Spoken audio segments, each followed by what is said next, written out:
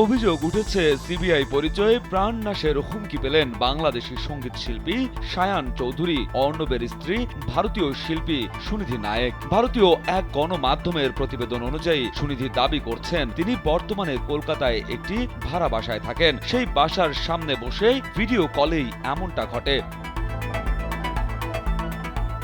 গত বুধবার বাসার আশেপাশে কিছু সন্দেহভাজন ব্যক্তিকে ঘোরাঘুরি করতে দেখেন সুনিধি। পরে তার মোবাইলে একটি ভিডিও কল আসে, যেখানে হায়দ্রাবাদের সিবিআই পরিচয় দিয়ে তাকে হত্যার হুমকি দেওয়া হয়। এছাড়া তাকে একের পর এক বিভিন্ন বিষয়ে হুমকি দেওয়া হয়।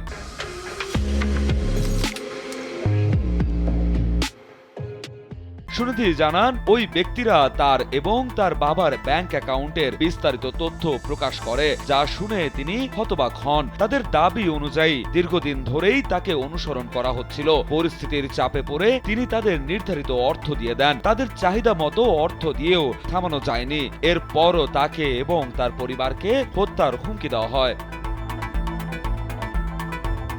ঘটনার পরপরই সুনিধি শান্তিনিকেতন থানায় এবং এসডিপি অফিসে অভিযোগ দায়ের করেন। তার অভিযোগের ভিত্তিতে পুলিশ ইতোমধ্যে তদন্ত শুরু করেছে। এ ঘটনার পর বিষয়টি ভারতীয় গণমাধ্যমে আলোড়ন তুলেছে। অনেকেই নিজেদের নিরাপত্তা নিয়ে উদ্বেগ প্রকাশ করছেন।